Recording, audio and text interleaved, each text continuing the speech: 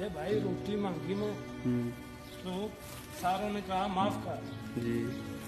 ये सारे ने बुए दे उत्ते जैसे जैसे कचरा फेंकते हैं वहाँ चल के देख रिस्क पड़ा चावल रोटियाँ उनसे मैं उठा के खा लेता हूँ। ये लोग हम लोगों को रोटी देना पसंद नहीं करते, बोलते नशाई है। हाँ तो नीचे फेंक देते हैं। हाँ नीचे फेंक देते हैं नीचे भाई। फेंक देते हैं, इंसान को नहीं देना गवारा करते। चलो हम नशाई हैं, इंसान तो हैं, अल्लाह ने पैदा तो करा। पहली बात क्या कि ये भाई नहीं देते रोटी, जो बख्शे जाएंगे ये बचकी गए तो फिर तो हम तो वैसे बगैर टिकटों में जाएंगे। हाँ ये अगर बच के गए थे, पढ़े लिखे लोग हैं ना, इन्हें तो पता है ना कि अच्छा क्या बुरा क्या। पीर फरीद इस जीवन